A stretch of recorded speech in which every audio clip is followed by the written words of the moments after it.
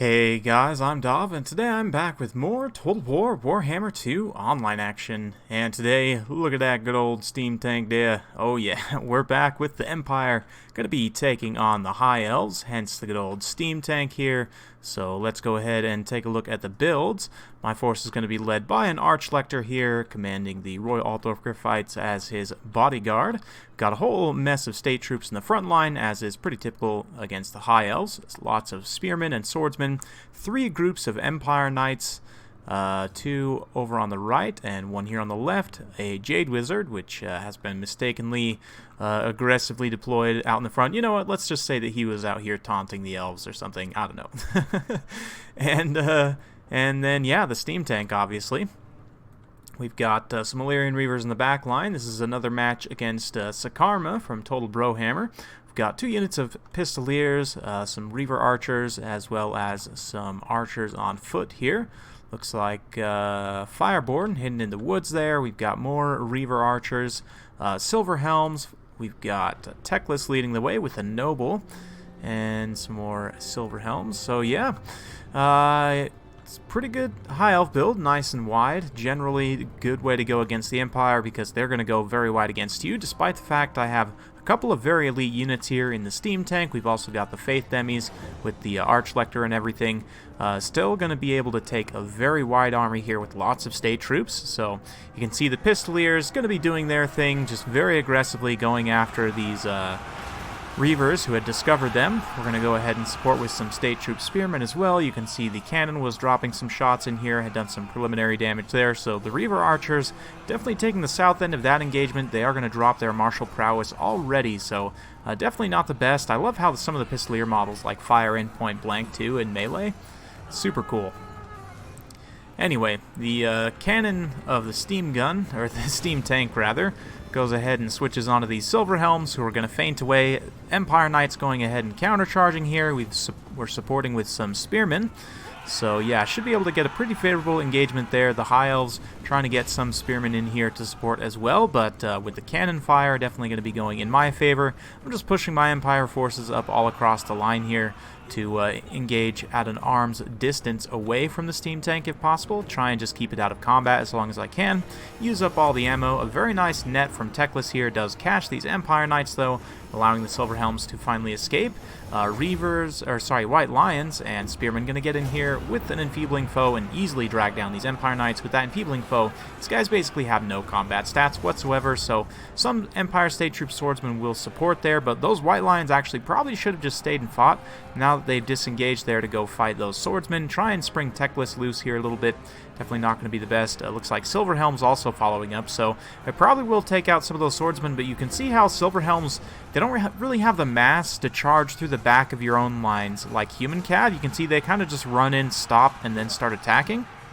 This is one of the biggest issues with Silver Helms is their lack of mass compared to like Empire Knights, for example. You can see in the back line these not exactly Empire Knights, but Royal Altdorf Griffites here easily cleaning up some Reavers and everything with the Archlector in support.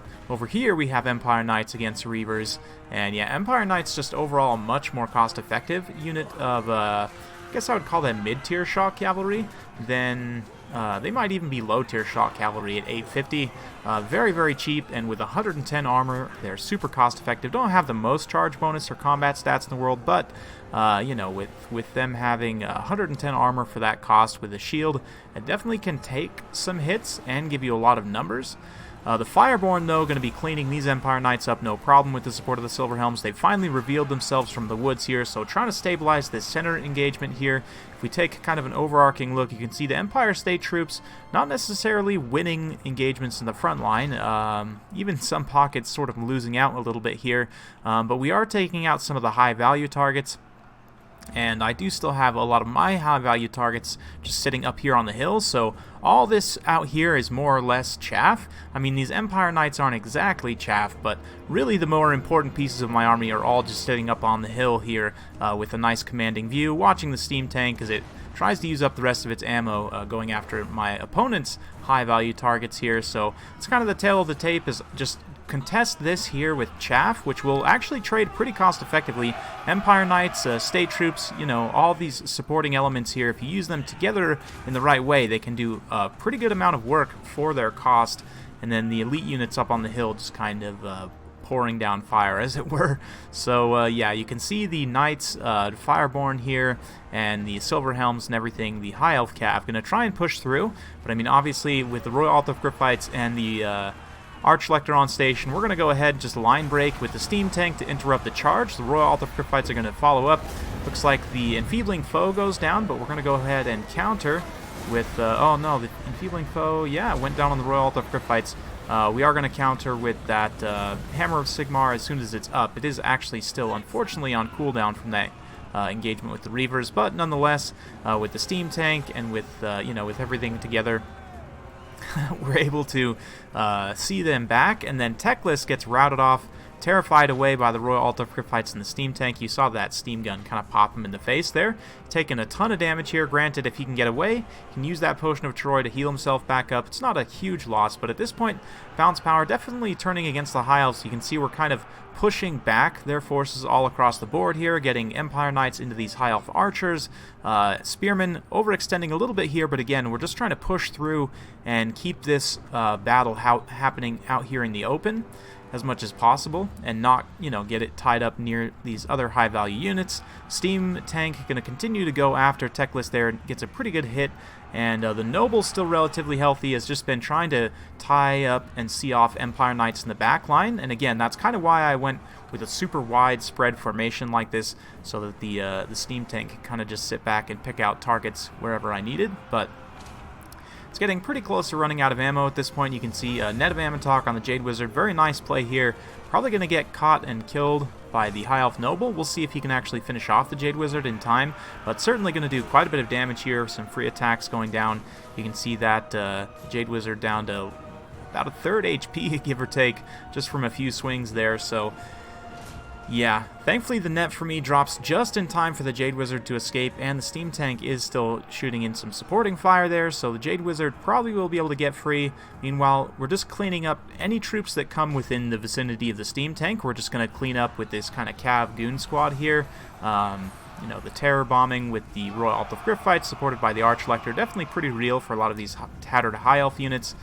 So we're going to go ahead and continue to just kind of clean up out here in the open. The Steam Tank will come forward, I think, eventually. Maybe not. Maybe I just keep it back here the whole time. But yeah, those Silver Helms who are chasing the Jade Wizard actually get routed off by the Steam Tank, so we are able to secure the Jade Wizard. Empire Knights regrouped in the back as well. But the Royal Altar of Gryphites, just being so healthy in this late game, are able to easily terrify away a lot of these very tattered High Elf units. You can see the Silver Helms running for the hills there. Net of Ammontok goes down from Teclis. We're going to come in and go ahead and drop that Grand Hammer of Sigmar to make sure we mitigate some of the damage there. The Grand Shield of Faith as well, just so the Gryphites have, you know, massive combat stats. With the Jade Wizard regrouping, we should be getting him back over here to drop some healing. Yep, looks like he's got a move order over there. So yeah, the Noble at this point is able to do some pretty good damage to the Royal Altar of Gryphites. Of course, he himself has anti-large AP, going after the Archlector and the Gryphites here with the support of these High Elf Spearmen. Elves are going to be able to maybe make a little bit of a rally here.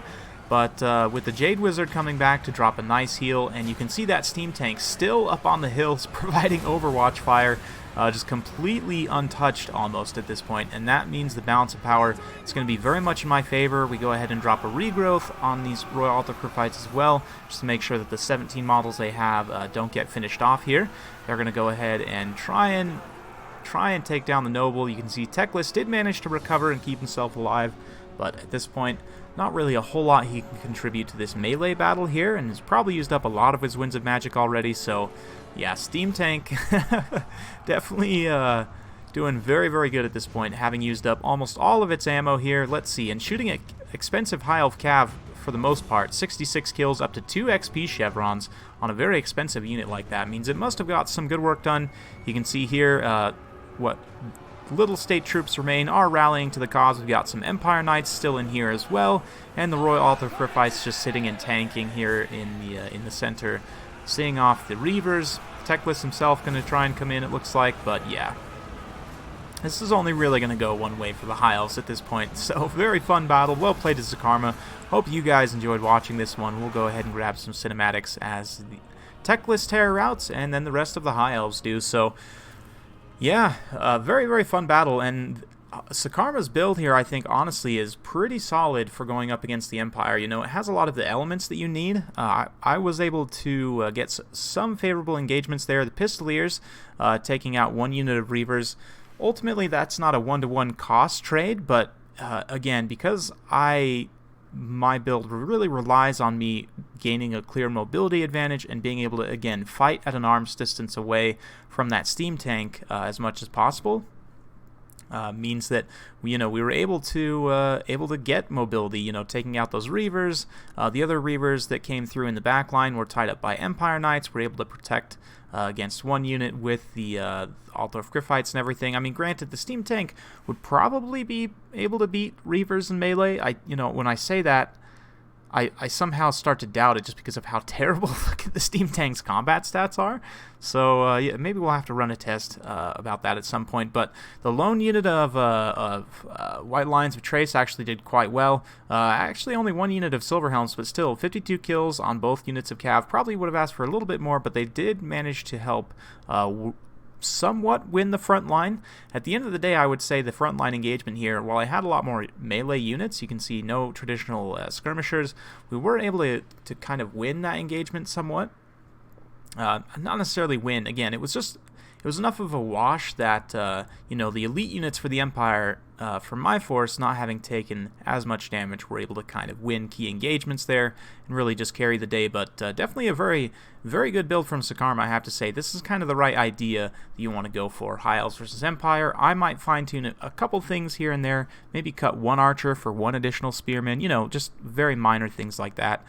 Maybe you cut these Reavers down if you can optimize some costs somewhere and bring either a second noble or, maybe you bring a bolt thrower just to kind of counter artillery fire and pressure enemy heavy cavalry. There's some different kind of things you could do, but overall this is kind of the right idea. Just going very wide as much as possible against the Empire and trying to control the battlefield and win that way. But thankfully for me, I kind of had the same idea, and of course the OP steam tank. Not really OP, but still very fun to use in this matchup. So hopefully you guys enjoyed watching. If you do like this sort of content, be sure to like, subscribe, and hit that bell notification button so every time I upload a new video, you'll be notified. Thanks again for watching, and we'll see you next time.